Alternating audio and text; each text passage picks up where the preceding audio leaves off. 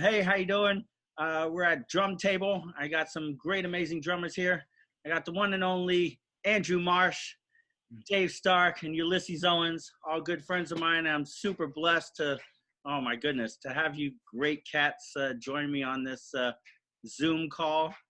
Um, yeah, I was thinking about this. I was like, all right, cool. Let's do a Zoom and kind of get some great working musicians, to kind of talk about basically what's going on right now with COVID-19. How you doing with it? What's going on with it? Are you able to like still make money? Are you teaching? Are you gigging sort of? Are you, doing some type of video mashup with people? And where do you see after it's done? Like, what do you see what's going to happen afterwards? Like, what do you think is going to happen afterwards? Are we going to go back on tour? Are we not? Are we going to be just stuck in our basements, just doing videos and recording? So I don't know, whoever wants to jump in. Man, Zeke, if I can first, I would want to just say, my respects and to all the people who have been affected by this, either directly or indirectly, and the people that we've lost in the musician community to this horrible thing that we can't see that has affected all of us so deeply. So, just my respects to them. All the things that I'm having to deal with being locked in the house is minuscule in comparison, I'm sure, to what a lot of people are having to deal with. So just wanted to get that out of the way before I start talking about my own problems or non-problems or whatever. But yeah. So man, I mean, I don't know what's gonna happen. I was telling some people maybe 2 weeks ago that you wake up and you hear the news and you have one reality. By the end of the day, everything has turned itself on its nose at least 2 or 3 times over. You go to bed with a totally different reality, and it's been that on repeat for quite a few weeks now. And so I don't really know what to expect. I expect that all the things that I've done, all the things that we all have done are going to help us moving forward. Whatever happens, we're going to adapt, essentially. And we're going to keep moving because all our eggs are already in the basket for what we do. So we're going to do it. That's what at least I'm going to do it. I don't really know what it looks like. But also know that I don't think anybody's going to hire me to do to do anything other than play the drums. So playing the drums is what it's going to be somehow. Come on, man. This is a great opportunity to get your golf game up. My golf game is. Same here. Anyway, yeah, I agree with a lot of what Andrew was saying. And as far as myself goes, number one, I see, just like if we grew up with our grandparents or whatever, talking about the depression or whatever, not that we're necessarily, who knows where this leads, but this is definitely a life-changing historical moment that we're living in that will be in history books. And I was actually thinking about it this morning a little bit. I don't think anyone that went through that, like, I know my grandparents would kind of talk about that stuff and whatever they did financially, and it changed them for the rest of their life, changed the way they saved, changed the way they looked at their careers. I think this whole generation and each generation living through that is going to change the way they live and plan their lives accordingly. And I do feel kind of blessed in a way that even though I had all these things on my calendar, I'm not struggling right now. I was in a good place before that. Maybe just been through things in my life. And I feel quite fortunate that I'm not like, wow, I'm destitute. But I know people that are going through that. I know some people who were even in very good gigging situations that had their whole summer planned out, and just, you're looking at that schedule 9 months ago and they're going, man, I'm good, and just my mortgage payments are good, and this is good, and all that's going to be good. And that's just taking someone who has a tour that was going to be starting, say, this month, and they have their whole summer planned, and right now that's all wiped out. And when you live off savings, that can eat itself up pretty quickly. I feel pretty fortunate that I've been teaching online for quite some time. So I've had those students. I've gotten some new students, but I see this changing. A lot of people who never really accepted this. I've had people who have always resisted. I've had people like, hey man, next time you come to New York, I'll do a lesson. I'm like, hey man, I'm always available online. And now they're kind of like looking at it. I'm like, man, well, let's just do something. Let's just talk like we're talking in Zoom, and it's making us all kind of connect. And people are saying, well, I kind of have to do this now. That's the only way I can. So where people turned off, will this stick as a new norm? I think for a lot of people, this will. I think a positive, if I can look at it, that people that resisted any kind of communications like this, be it for lessons or whatever it is for those of us that teach, that people will accept this a little bit more than they did in the past, especially those that just never tried it. Said, maybe it's not the same as that thing, but it's just like we're talking right now. It's okay, man. We're we can check each other out and work this way, going forward. But it's like I said, it's a life-changing event. Who knows how we'll look at this 20 years from now. Yeah, for sure. Yeah, I mean, I agree with both Andrew and Dave, particularly around a couple points. The first is, this would have happened to me a few years ago.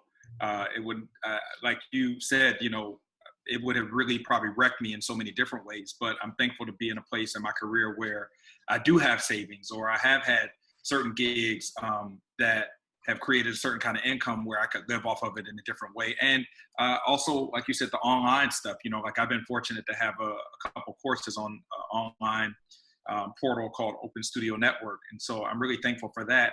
I think what I also want to comment on is, a term he sort of came up with, or I should say used, and also Andrew, which is the new normal. I think that our new normal is that we have to let go of what we think normalcy is. Because I think it's changing every day, right? And I won't even get into the whole political commentary. One day they say this and the next day it's something else. But I also do think that that's what's going to happen to us. I think, some level of the Zoom, virtual element is going to be sort of our new normal. But I do think we will be able to go back on tour. I do think we will be able to go, and play again. But it will be a different scenario. Like one of my friends, David Bryant's a really wonderful pianist in New York. He said, he posted something on Facebook the other day, and he said, what about, he said, what about if festivals were to, basically say, hey, we invite you to perform here, and we also need to see your vaccination records. You know what I mean? And so I think that could be a new reality, where, like I already have some booking agents I talked to a few weeks ago, and they were saying that, Canada doesn't want to let any, because he had a bunch of Canada things, Canadian things scheduled for us. Canada doesn't want to let any U.S. citizens in for a while, So I think maybe the new normal will be that we continue to do what we do, because people love what we do. I mean, people survive on what we do, but it may be some different stipulations. And I'll sort of conclude that by, like, I never forget, I was in New York when 9/11 happened. And that was like my first year of college. And I remember after 9/11, flying on a plane was never the same, right? And then you had the guy that carried like the bomb in his shoe, and then you no longer could wear shoes, through the security thing, but we kept flying, and then you had the person who tried to create a bomb with water, but then we couldn't create, carry water. So I think with each new challenge, it's going to allow us to continue to do what we do, but with different kinds of, I guess, like sort of an altered behavior. Yeah. So I don't think concerts are going away. I don't think we're going to have to be, relegated to Zoom forever. I think these are now additional tools, but what we know as normalcy I think that will never be again. So those are just a couple points I have. Yeah, I definitely agree with all of you guys. I think that, especially when, just saying hi to people, I think is definitely going to start to change. You know what I mean? I mean, I know all of you guys, and I'm going to be, dapping all of you and just be like, whatever. But it's You still stay going away to be. from me, Zeke. Stay away from me. I actually, when this all broke out, I decided to go with the Love Boat and just get the double gun. But yeah, even just saying hello and just greeting each other, greeting our friends and even loved ones or whatever. It's definitely going to be different. I was talking to someone, and when this all ends, people are going to come out of their homes and all that stuff.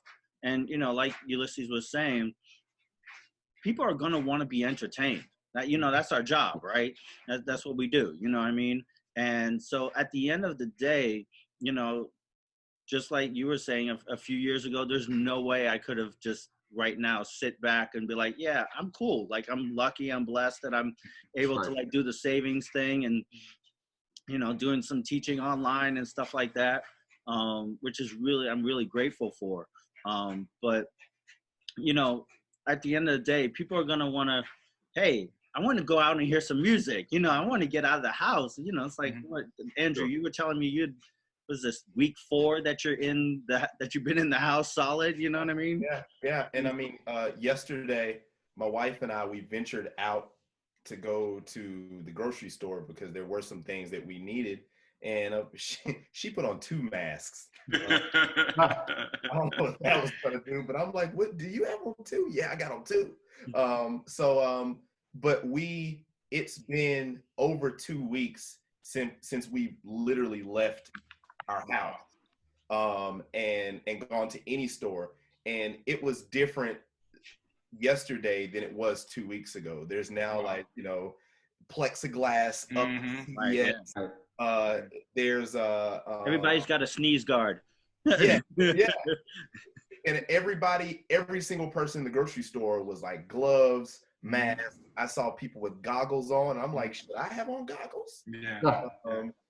But I think what I've compared it to, I cut my finger when I was about 15 years old, and I have scar tissue on my finger, which is around my fulcrum when I play. And depending on how much I'm working, that scar tissue always bothers me. And what I call September 11th and the bombs and stuff like that, and the way things were never the same, I call it social scar tissue, because although we heal up, it's never really the same. Right. I feel like what is going to happen, we're being socially scarred right now. We are going to heal up around it, but you're right. Things aren't going to be back to normal. I really don't know what that looks like, especially being that I work in and around New York City, and the place that's like, it's concentrated with people. We know that, and it's like everything's going on. How does New York City work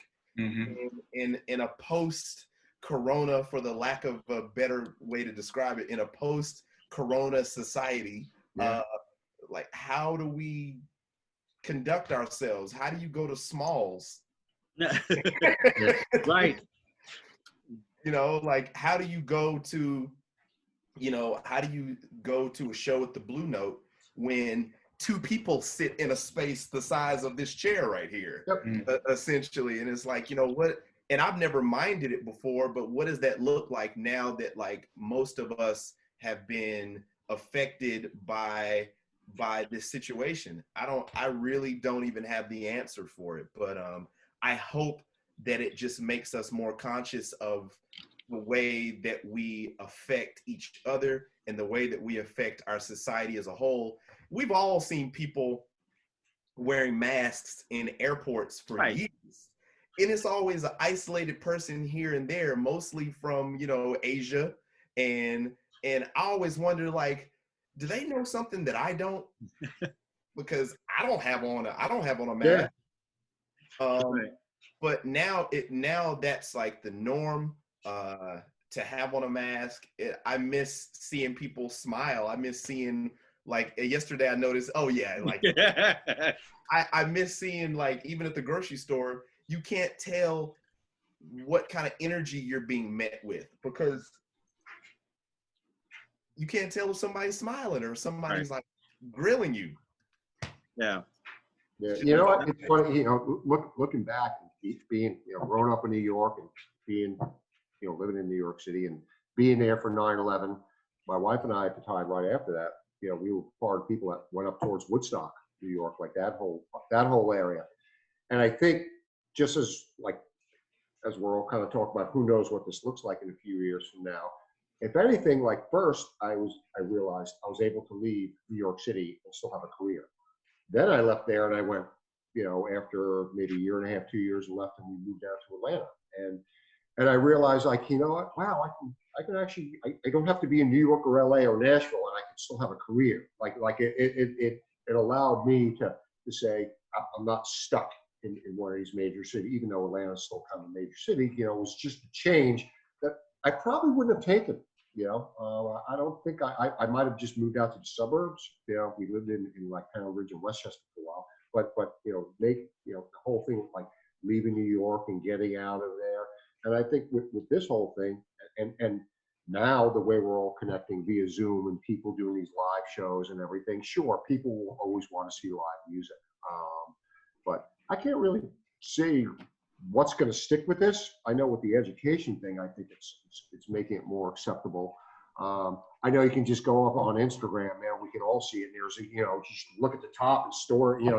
There's 800 people doing everything live all at once. I mean, I did my first Facebook Live thing. I'm always doing, the other day for a lesson. I was like, I felt like giving away some free information. I started thinking about it. I'm going to do a little bit more. Think how many kids only get their lessons in school, like in their music program. They don't have that money, or they, so they get their private lesson and they have band practice.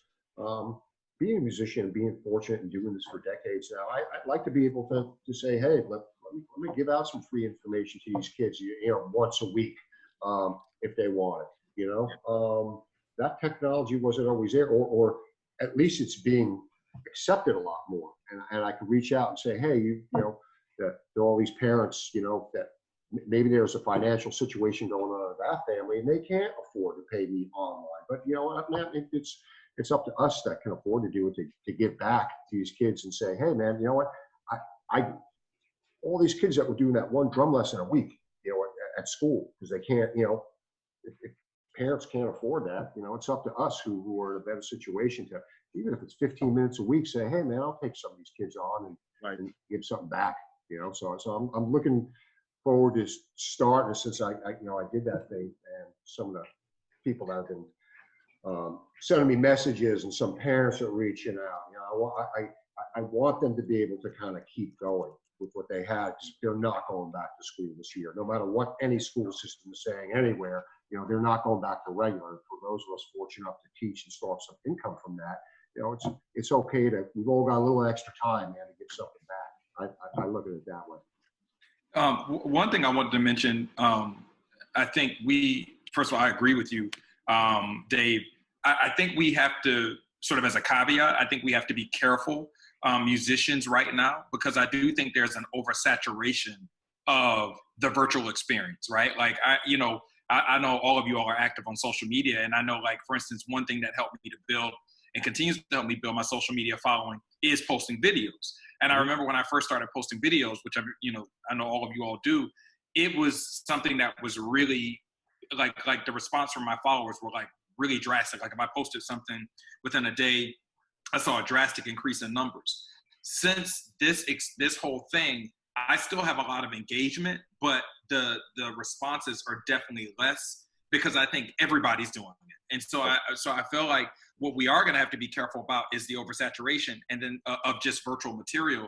And the other thing I think that we are going to have to be careful about is how the value of what we do, because to your point, I agree with you. Like, I think we should take the time, and whether it's a 15-minute lesson or a 10-minute lesson, like, I follow Tommy Igo, and, he's excellent, him and Stanton Moore. I mean, there's some guys that they're killing that game. But I also think that what's happening is it's kind of making people take advantage a little bit. Because, like, for instance, I had several people hit me up, the other day, and they're like, yeah, man, send me a video of you playing, and then I'll do this. And I'm like, would you ever before say, hey, Ulysses, just meet me in the recording studio and just lay this track down without talking about business, without sending a contract? Like, no, like, or for you, I'm sure it would be very difficult to just get y'all to show up to your studio, to someone's studio, and just hang like and play. But now all of a sudden it's becoming a thing. So I do think one thing we're gonna have to be careful about after this is over is keeping the value and the relevance attached to our value, particularly economically, for musicians. So that, like, you know, like if I'm like, yo, Dave, I got this track I want you to do, and I say, hey, I do want it virtually, but what are you thinking in terms of bread you can do this for?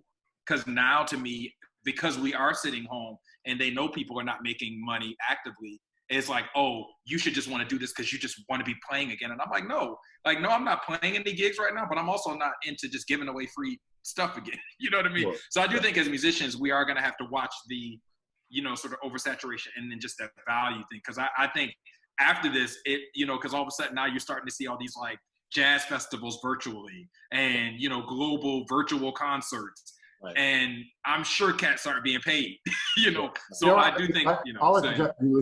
You made a good point. And one thing I started noticing with certain, you know, people, seeing them post several times a day, just going live. Let's coming up like, you know, swiping away and swiping. Yeah. But what I started realizing with certain, you know, I think everyone has a different way they're dealing with this, and some people just see that need to engage and something a little bit broken, or you know, the fear drives people in different ways, and it's mentally and emotionally something they need.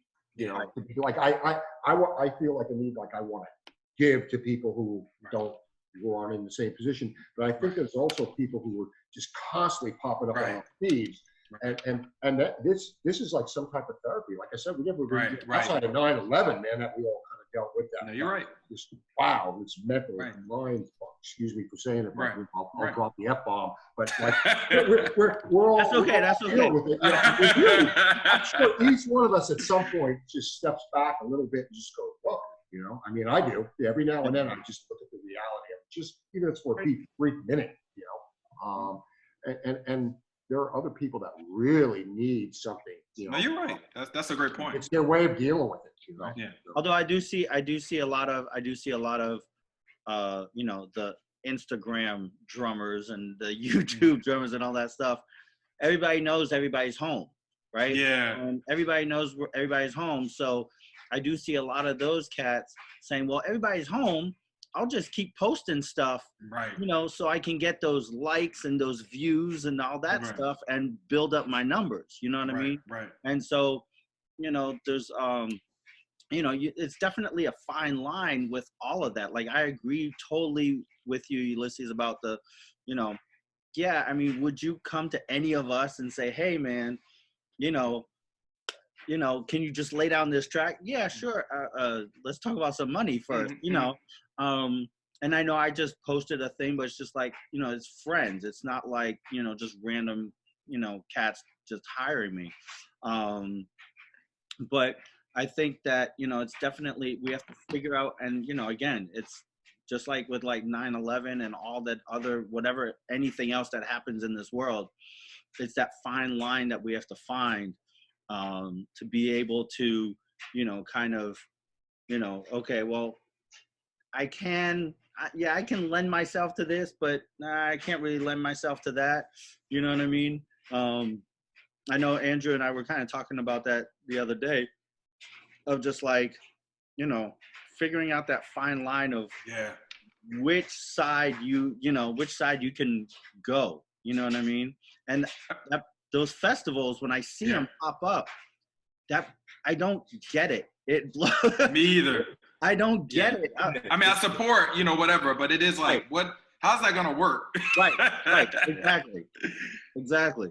The one thing with online also is, you know, it's a fast moving world. If you go to a festival, you go to Newport Jazz Festival, and you're there and you're hanging out, even if you're playing at it or whatever, and you get to see everybody playing, you do your little thing. This thing, it's just like, you know, you could be watching something and all of a sudden, ding, it's like, oh, let me go check this out for a second. Right. Ding, let me go over here for a second. No, let me pick up my phone. Oh man, check it. You know, you're not tuning in the same way. You know, you know, it's a fast moving, shorter. Look at our students. I remember hearing something the first time from a student years ago. I posted a clip on Facebook, and the same thing, like you were saying, just when I first started kind of posting, you know, some little videos of me playing, and I've never been one to gravitate my career based on YouTube or anything else like that. But he goes, yeah, man, I checked that out because it was under a minute. Like I posted something and it was the first time I ever heard that. He was basically telling me that if I posted something 5 minutes longer, he and his friends didn't have like the attention span. He had attention span to take an hour lesson with me every week, but he didn't have the attention span to look at a Facebook video if it was going to be over a minute. So you're posting a festival, and most of these people live in a 60-second world. That's it. It's 60-second swipe if they even make it that far. You know, I've got a son who's almost 8 years old, man. He like you know, I mean, it's just they're moving quick. So yeah, you know, again, I look at these things as what people's individual needs are, but you know, and it's great. Everyone wants to get their stuff out and keep moving forward. But you know, it's as far as will it be something that people make their livings off of? Yeah. Virtual festivals and I don't see that. I don't know. I don't have a crystal ball. Yeah, and I think too, like, you know, for instance, Zeke, like what made me do this was because I felt like it was very curated and it was going to be like a specific group of cats that like I wanted to be involved with. You know, like after this is done, no matter how you edit it or distribute it, I'm cool with it because I feel like I'm part of something that I'm proud to be part of. And I think that is where it's, you know, you have to be careful. But I mean, Dave, you just made me think about something completely different, which is the therapeutic element. I didn't think about like for me, I get other levels of satisfaction from other things. But like you said, some people need to be posting regularly, you know.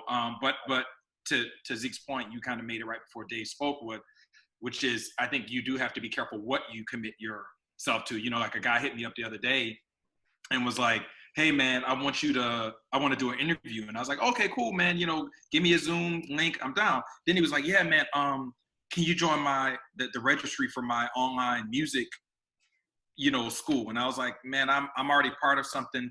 He's like, yeah, well, I really love your playing and I really love you to be part of this thing. And I was like, man, I'm sorry, I can't do that. If you still want to do the interview, great. If not, if that was contingent on me saying yes or no, then I accept that. And he's like, oh no, I'll still interview you. But just that kind of level of comfort of like, I'm going to take you from one thing of interviewing you and admiring what you're doing, which we all have people that want to do that, thankfully. But then to, okay, can you hop on this registry list of me promoting something that I don't even know anything about, you know? And so I think we as musicians are going to have to really be careful about what we curate and allow ourselves to be part of, because now it's just open sesame, you know? So. Right. I think a lot of people, you know, with that in point is just, you know, something for nothing, right? Right. It's a lot of people always want that little bit extra. It's like, hey, man, oh yeah, I would love to, like, you know, hang out with you. And oh, by the way, you know, right. Oh, by the way, that always comes up, you know. Zeke, I have a question for you guys that have affiliations with brick and mortar kind of institutions as well. So if I think back to, I'm showing my age here, but that's okay. If I think back to the way things changed when I was at school and the kid around the corner at Northeastern came up with Napster.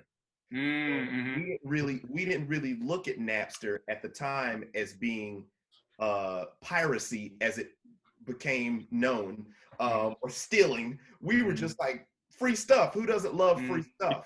But then Napster had such a huge effect on the music industry as a whole, and trying to do the right thing gave birth to iTunes.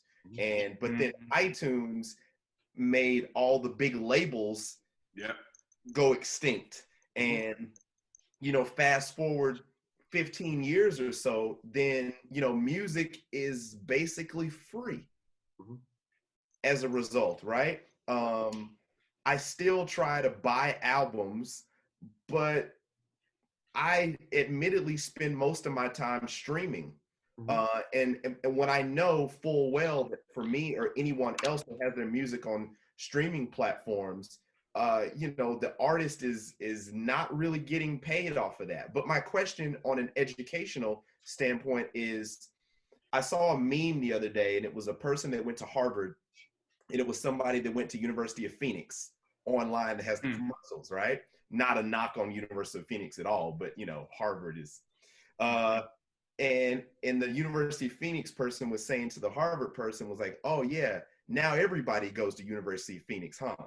Because so much is put onto, and so many dollars are put into you being a student at a brick and mortar physical educational institution like your Harvards of the world, and you know, the equivalency in the music world. Those are all very expensive. How do y'all think that this changes that aspect now that everyone that was enrolled in those brick and mortar institutions are still sitting at home doing online things? What does that do to kind of like diminish possibly the value of being at a physical place? I can't imagine not going to college and physically being there and having real face-to-face interaction with drum teachers. Right. But I mean, the reality is the reality, and the reality is that we can do stuff like this right now.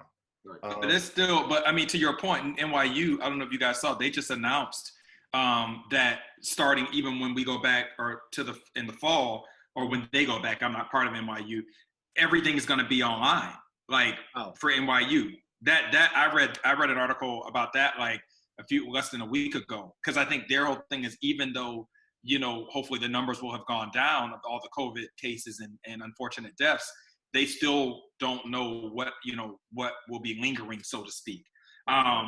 And to your point, man, with that said, I definitely think people in those targeted areas, like particularly, you know, in Washington State or in California, where some of the numbers were higher, they may be considering that because, okay, yes, it's over. Let's say it ends, or the last, you know, major surge ends, let's say June 1st. Okay, but what about all of those people who haven't been tested?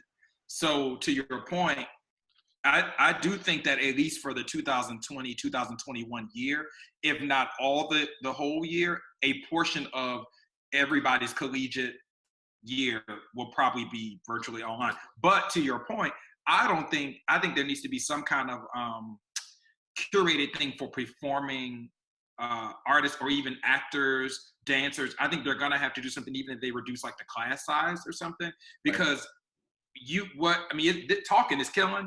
But if Zeke really wants to show me something about his ride cymbal beat or his groove, I need to be near him. So maybe there's going to be a reduction in student body size, or, you know, they may start creating a new norm. Maybe, hey, this room can only fit 5 people at a time, and you know, they may section off I don't know what that looks like, but I do think the University of Phoenix model, to your point, Andrew, is probably going to just be across the board for everybody for you know, at least. You know, it's a really good point, because I'll put it this way: there's a brick and mortar institution that reached out to me about teaching in this whole semester. Well, where I don't have to figure out moving my family or anything. Wow. And I think that, you know, like when I went to Berkeley, you know, I went to Berkeley, and one of the reasons why I had options on scholarship was because Garrett Chafee was there. And the funny story about that is, the year I went there, you know, '84, I get there and he was the chair of the drum department, and he left. So now if I wanted to start with Garrett, I was going to have to go to West Roxbury and go to his house. Right. Even though I went, you know, part of it was he was chair of the drum department.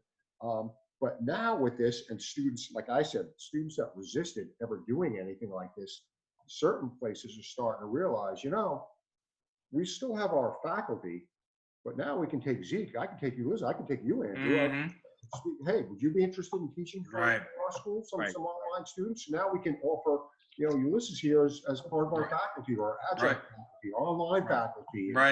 And you know, it's like, wow, we don't have to figure out getting everyone to move. We can build this, or, you know, there's still going to be brick and mortar. I mean, look, I don't know exactly what it's going to look, but there are some people looking at it right now saying, we don't just have to go. We're going to protect our employees, but we can also offer these options. You know, hey, would you be interested in teaching privately online for us, or some master classes, or providing content, you know, videos?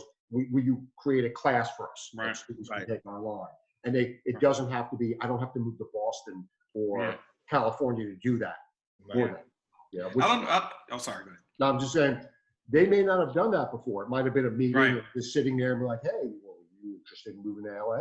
You know, or, you know, or Santa Barbara, and they're realizing they don't have to do that, and they can try to maybe handpick a faculty that they want, at least for these private or instructional courses.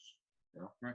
I don't know if you guys saw or follow Jeff Hamilton, but I know Jeff was definitely a person who is old. You know, he comes from an old school mentality of, you know, he wants to be in the room, whatever. Anyway, long story short, I started following him on Instagram, and he just posted the other day. I think he was supposed to be at either University of Central Florida. It was somewhere in the South. And he literally had all these cameras set up in his personal studio, and he was doing his entire masterclass virtually. Wow. Like, if you just go to his page, like, and that was deep. And I know for certain, you know, because Jeff's been someone I admire for years, and I've had a chance to talk with him a lot. That's not something I'm sure he would have done, you know, several years ago. And to see that probably was a clinic that he had scheduled to actually physically go to, and now it's a virtual thing. So, you know, you're absolutely right, Dave. There may be, you know, Berkeley may say, hey, now we have, well, Berkeley's always ahead of the game, but, you know, or some of these other schools, maybe like, we have our faculty, but now we have an online faculty. So I completely agree. And it's funny, like my thing here says Dave Rock, but there's like a little music school near me, and that's where I was last logged in at. But, you know, there's a few different places where I teach and teach on my own. But like, you know, there's another music school I was supposed to do a clinic before this all started. And it's funny how fast everything went. I was supposed to go to Atlanta.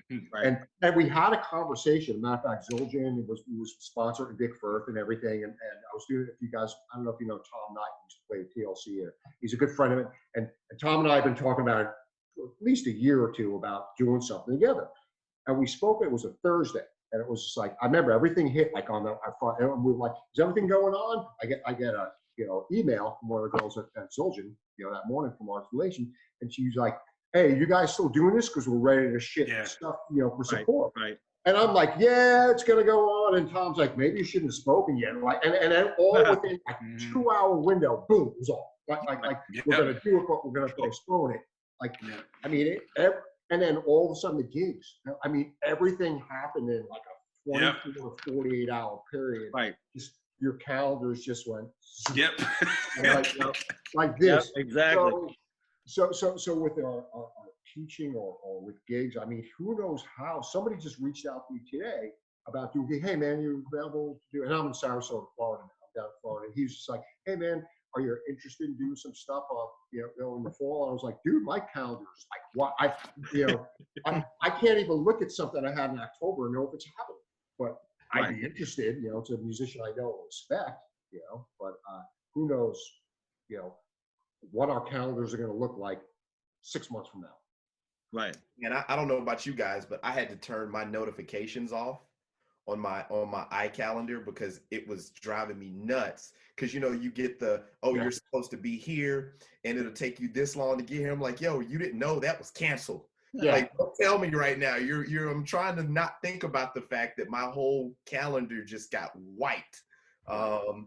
So, but you know, I guess the biggest thing that I personally will take away from all of this is that, you know, the very like cliche, you can't really count your eggs before they hatch, type situation. Because I mean, this has been like, you know, it's been so unexpected. Even as my wife, who's a news junkie, and she's a medical professional as well, and she's been keenly aware that this was happening, and that this was kind of coming. And she kept saying like, hey, this could be really bad. This could be really bad. I never imagined. The most scariest thing for me was when the NBA canceled the season. I was officially like, I'm like really freaked out at that point. South by Southwest was one thing, right? But the NBA season, I was just like, what? When they canceled, I had just been at a Brooklyn Nets game less than 7 days before that. Dude, I was at a Celtics game. I took my son to his first Celtics game. I remember you posted that. Yeah. I posted that. And I was and that's what it looked like at first. I mean, like our world, like how this kind of happened, you know, was just, you know, the NBA stuff. oh, we're not going to have Major League Baseball. We're like, okay, we get it. We don't want you in places where there's 50,000 or 25,000 or 60,000 people. We don't want you going to a big festival, but everything's cool, you know? Right. And then slowly, and like I said, then we hit that day. And as musicians, all of us, our gigs just went within 24 to 5. Every musician I know, I mean, the guys I know in Nashville, everyone was like, my tour's all quit. Like it all happened that same day. I got that email from Zildjian, like, is this thing on? And I'm like sitting there going, yeah, we'll be fine. Yeah, I don't mind flying. Maybe it'll be a pretty empty flight. And it was exactly 1 week before, you know, that I was supposed to go back up to Atlanta to do this. But like I said, that all changed. I didn't, you know, you mentioned in the NBA, like I said, it was really just at that point in my head, it was like, okay, we all shouldn't get together at these big giant events. That's not good. But, you know, I didn't see it at that point. None of us foresaw going to, you know, the supermarket and seeing somebody with goggles, a face mask, and, you know, basically, you know, hazmat. You know. Right. Still, my favorite is the people putting diapers on their face. Yeah. Dude, when we were at CVS yesterday, there was an older lady behind us who clearly didn't have access to a mask, and this is a whole other thing. And I've been super like pumped to see Evans. I saw that Aquarium doing the same thing and helping make masks out of drumhead film. Right. I thought that was really awesome. But this lady clearly didn't have access, and she had gotten like a roll of paper towels and put it around, and it was like, and so the paper towel was like here, and I looked again, like, that's not a mask. It's like paper towels, but like, you know, masks have become like, I don't know what, just a commodity that like is so valuable. Right. People, I remember growing up and studying in school the way certain industries during wartime, the world wars, stopped their production to go and make things that for war. Right. And this is like that right now. You know, IKEA is making masks. You know, our drumhead companies are making masks. Right. Well, what we took, you know, we didn't have any. And, you know, at one point they were saying, you know, you need the N95, blah, blah, blah. And of course, you know, unless you're a construction worker, you ain't finding it. You know what I mean? But what we did is, you know, we had some old shirts. You know, we saw, you know, again, thanks to social media and Instagram, you know, someone showed, you know, there's this little video that someone posted. It was a bandana or a scarf or something like that. And they roll it up, they put the two rubber bands, they attach it, they put it together, and boom, right over your ears. So that's what we did. We just, you know, cut up some old shirts, rolled them up, and then they said, you know, if you put like a paper towel right in front of you, you know, right in front of it, in front of your mouth, and then the mask, they were saying it's like 90%, you know, safer than, you know, not having anything or not having just, you know, a piece of cloth. Yeah. So yeah, it's even then, the information that we are receiving now at mid-April is so drastically different than it was the beginning and middle of March. Right. The last flight that I took was the first week of March, and I flew down to Atlanta. And although this was starting to ramp up, I understood that it was risky. I had some wipes. I got on the plane with no mask, no gloves, and I just tried to be careful. Right. I did the same thing, wiping off trays and everything else like that. And then I remember 2 days later, my buddy coming back, also flying to Atlanta, flying to Hartsfield, you know, coming back from Cancun, or maybe it was like at most it was like 3 days later, and like it was empty, and that terminal's never empty. Yeah, I've been in that terminal at 2 o'clock in the morning. Yeah, you know, and it was just like you know, stuff happened quick. I mean, it just hit that point where it just all of a sudden it went from being mildly concerned, like, no, you all have to be concerned, like very concerned. You know, especially any of us with medical professionals, same thing like you saying, your wife, I have a brother who's a surgeon, and just, you know, plenty of family members who are, you know, medical professionals and doctors. And and they're all on the front lines, and just so you hear my brother had to go through quarantine, just because one of his partners in his medical practice got it. He had to go self-isolate. Just he couldn't even get a test. He was a medical professional, in a major city, and at first when this happened, he couldn't get a test for himself. So it's definitely one for the history books. And for sure. Our industry, I guess if you look back at the Great Depression, where everyone turned to movies, like I said, everyone getting this free content, from major stars to mid-level people to, the up-and-coming people, everyone just throwing this free stuff out.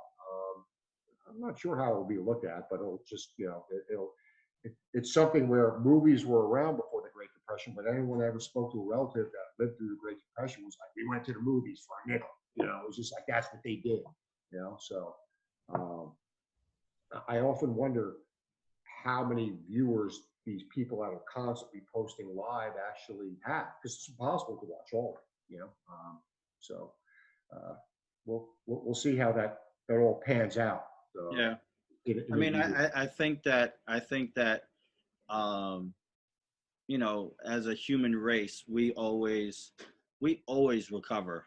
I mean, we always are able to,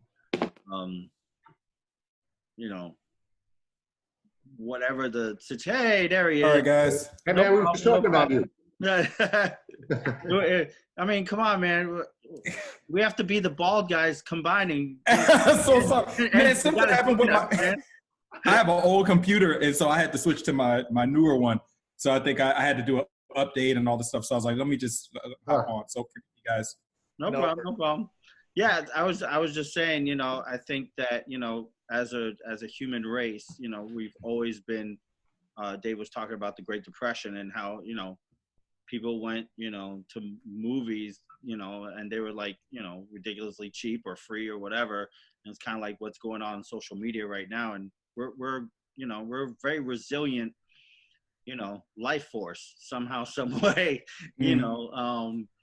I find it interesting that out of everywhere in the world, New York, and I feel so bad, is always the place that gets hit. Yeah. It's always the place that gets hit, and it's like, man, and you know what? To their credit, they come right back. Yeah, of course. They come right back, and it's still, it's still the center. No matter what anyone wants to say, it's still the center of the world. Like Jay-Z said, you make it in New York, you make it anywhere. Yeah. So, but I think that like the biggest thing about it is that there's definitely going to be a new norm, for sure. But I think that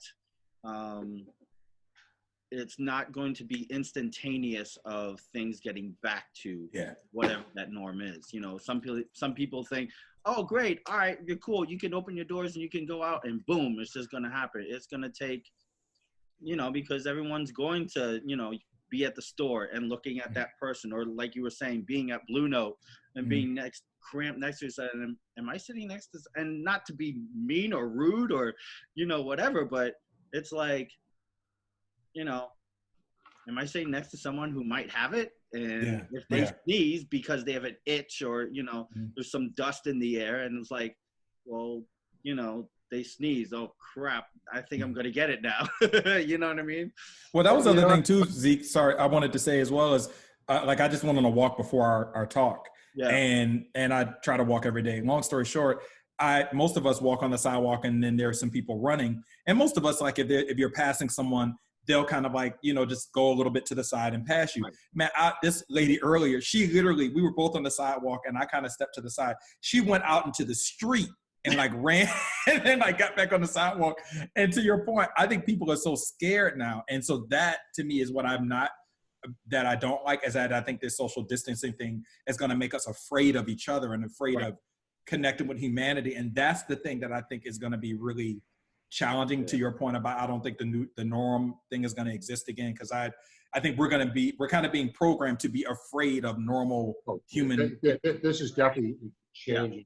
I mean, in 5 years from now, I'm pretty sure it's not going to be, not that's going to be about COVID-19. but you will see a lot more people in masks and gloves. Yeah. Just to keep disease. We've all learned a lot about disease, even though we already knew that. Now it's just like, wow, I need to protect myself and my family, and it's not going to be abnormal to see just somebody showing up at a club or walking around in the supermarket 5 years from now. Like right now, it's just like, wow, look at, every now and then I've seen somebody like that with a mask on, just thinking that, wow, maybe they have a really suppressed immune system. And maybe that was the case. Now it's just going to be somebody like, I'm going to have good hygiene and, I don't want to catch the flu or cold, whatever. Just to what Andrew said. I'll forever, so I was always someone who washed my hands. I'll forever be somebody who washes my hands now 20 times a day. I've noticed these changed forever. I know that. Right. I mean, like Andrew said, it's like, when he'd see, back in the day when you were saying, it's like you'd see someone with a mask and be like, like you said, man, it's like, what do they know that I don't know? You know what I mean? And it's like, now it's like, I know everything you know. Even Absolutely. now, this has taught me also that as a social responsibility, if I know that I'm coming down with a cold or something, maybe me wearing a mask is a bit of a social responsibility to society to keep from just spreading something as simple as what I feel like I may be coming down with. That's a great point. Because things happen. Sounds like we all have, I don't know about Ulysses, but we have younger kids. And but I work around kids, but man, dude, they stay with something. Yeah, I hear. My cousin's every other day he's getting a cold, and I'm like, what? Dude, I have 2 kids. I am constantly sick. It is wow. I am constantly sick. I noticed when I have an 8-year-old and a 2-year-old. It's like, and when this house gets a cold, forget about it. We're out. Wow. Easily, because it's like, it goes from the baby, then it goes to, well, actually, it comes from the oldest one because he's in school. Right? Wow. Other snot-nosed kids that are there, give it to him. He comes home, and we have the baby, the 2-year-old, so he catches it immediately. And then most of the time, it'll be me or Nina or one of us, and then the other person will catch it. And then sometimes it goes back to the kids. Wow. Yeah. Right. Yeah, they're like kids can be little walking petri dishes. It's just crazy. But Zeke, look, I know we're getting short on time. I wanted to bring something up that was okay. Yeah, go ahead. I've had conversations over the last, number of years with people in the educational world. Had a great couple conversations with Roger Brown, the president at Berkeley. And he asked me like, hey, what do you think are things that we're not covering? And I mean, a lot of institutions, they're covering their bases. They're putting out musicians that are really, really, really good, very capable, very educated. But what they aren't showing them is how to prepare financially. Yep. And this is showing them a lot of things. I've literally been losing sleep thinking about people that I know just around New York alone that are very accomplished musicians that have a lot of gigs and they stay on the move, but I know they're not being very smart with their money. Because I know the people that hit me up for money. I mean, Zeke knows it, but like a few months ago, I was at the Collective and I did, and it was specifically on that, careers of music. I spoke about, it wasn't really about me playing and here. I went there and spoke to the students about planning for a career. And I always, when I would do this, and I've been doing it for a couple of years at different places now, I said, to be a professional musician, I said, number one, multiple income streams. I have to practice what I play. It can't, if you have everything coming from one area, that dries up, and we all know something, no gig is necessary forever, so. Like now. You want some from education, you want some, I put out articles, I said, try to do a little bit of everything, but nothing necessarily prepares us for this, but so many musicians that like Andrew was saying, who just weren't prepared for this, and they come out of school and they're so geared, and they're extremely accomplished and they're ready to start filling their thing. I always say, everyone, like I mentioned the word calendar before, it's to me a musician's career. We're all our own CEOs. We're our own CFOs, right? Chief Financial Officer. We're our own administrative assistant. I don't care if you have somebody, you know, no one cares about our career as much as us and our family, you know, and, you know, it's about filling up a calendar. Yeah, what I do is I talk about this whole thing, and I tell the students, I'm like, you're going to want to fill up your calendar. And it's not just with gigs, it's with everything. You keep, you know, you first get out and you, like, it could be August and you go, I don't have anything for January. And after you've been doing this for a week, you know January's going to fill up. It's going, it's like you lose that fear because you know those dates will come. Like you could, right now, all of us, we don't know because of coronavirus and COVID what next March looks like or a year from now. But somehow, you know, you lose that fear and you know that oh man, I don't have, like, I can look at my calendar right now going to early 2021 and I got two things, man. I'm going to make $400, you know, but you know it's going to fill up.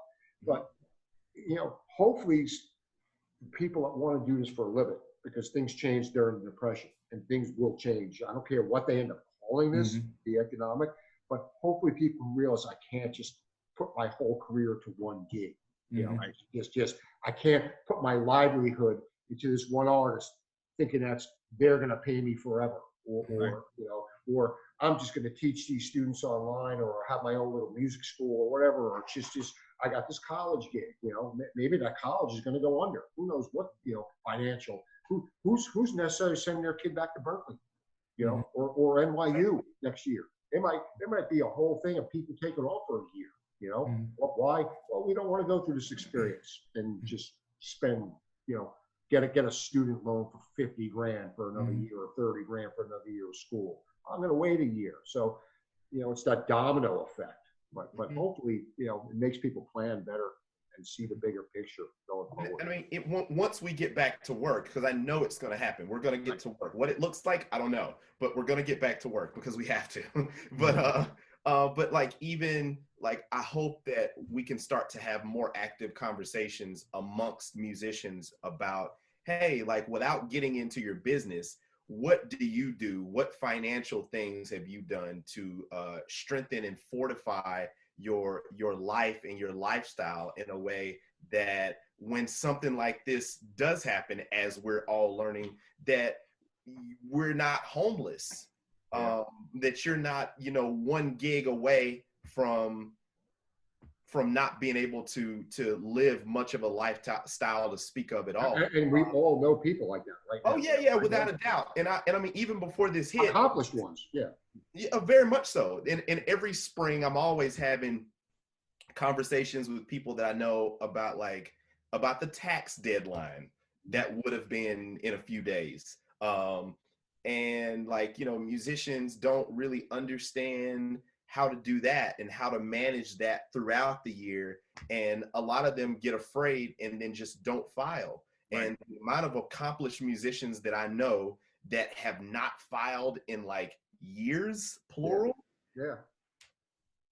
But I mean, Andrew, and sorry to interrupt, but because I know we have limited time, I think, and I agree with you and Dave, like I teach on this a lot, I lecture on it, I've done a lot of writing about it, you know, articles. I think it ultimately is going to come down to the actual person wanting that. You know, in other words, it makes me sad that some cats, you know, are dying or living beneath their economic privilege.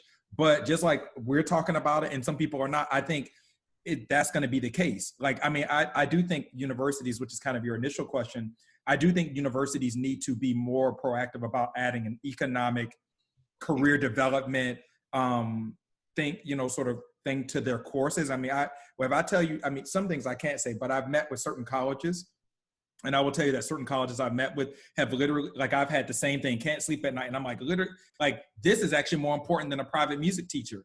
And I've had certain people say, that's not our job. And I'm like, how is it not your job? And they're like, well, it's not our job. Ultimately, if this student wants to learn XYZ, then they'll go out and learn it. And I said to them, the only reason why I think it is their job, as I said, because you guys said this earlier, we're going to see a decline in college admission and people wanting to go to college. Because if they're saying, okay, I go to college and in 4 years, I'm over $250,000 in debt, and not one class taught me how to get out of that debt, well, I'm not going to even accumulate that debt.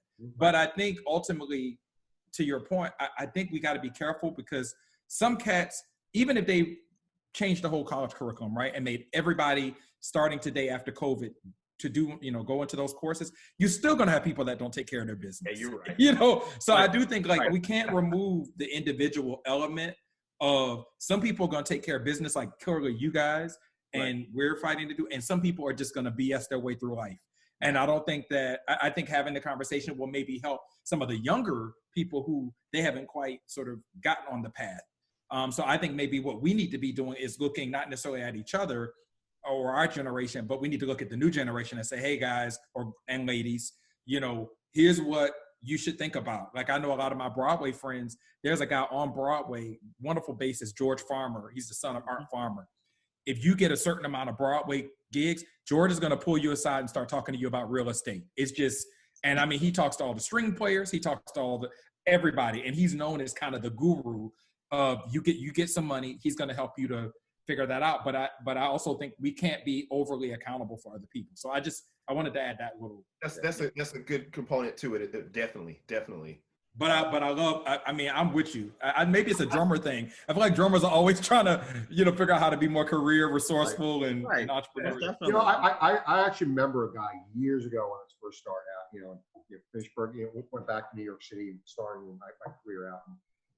And somehow I don't remember what led it off, but him just saying, "Well, man, you and I look at this different, man. You're about the money or something, man. I'm in this for the art." And I was like, dude, I like to eat. My father was a businessman, and he told me on the drive up to Berkeley, he just said, he goes, "You're getting into the music business. This will always be." He's the one who told me that had that, and I was 18 and cocky and just, but he said, he's the one who said, "You are going to be your own CEO." He was a musician, but he just said, "No one's going to look out for you like you." Right. And just, right. Look, I'm a huge sneakerhead, and I had my hookup with this one dude that was like making Jordans over, in China, and like you couldn't even tell the difference, and obviously now it ain't happening. But I'm a huge sneakerhead, so me doing gigs and making sure I'm financial stable and all that stuff is so I can get my Jordans. And, it's like, I know with Andrew, you've posted pictures of your studio. It's like, man, the amount of snare drums you have is just like, I got a problem. I got but to the point is like, we're all, and I know my man Ulysses with his cigars. But the thing about cigars and bourbon. But the thing is that we are all, however we learned it. We learned that to do that financial, to know how to do those financial things, so that in a case like this, unfortunately, we can kind of sit back for a bit and be like, we're actually okay. Like I knock on wood every day, counting my blessings. I do, you're right. And you know what people have to realize, the students, okay, is that none of us have given up anything, a schmillion, of our art form, right? To be in a place where we're not freaking out in panic mode, It didn't mean that we gave up anything as an artist in what we do, and that's that mindset. Like I go back to the guitarist that told me, "Well, you and I look at it differently." What? I show up, I learn my tunes, and I get up on the bandstand and I play. I show up, I teach, I make sure my students progress. Like what was different? Nothing. I wanted to be financially responsible, like you were saying about filing taxes and stuff, and guys that and I tried to tell people out of my age, just be like, dude, you're gonna want Social Security one day. You haven't paid into it ever. You realize you're not gonna get they just like I don't understand that mindset, and then some fear sets in with them too. But No, I agree with what Ulysses said. He's like, it's a choice. But and I didn't think about it like that, but I'm thinking about my own life and at what point I decided to make a choice to not be your quintessential starving musician. Right. And I definitely made that choice one day. And it was a realization that I had, but some people may not have that same level of self-awareness within themselves to know that, like, all right, what I'm dealing with and what has me stressed out financially, I could change a lot of that no matter what I feel like I know or don't know or wasn't taught.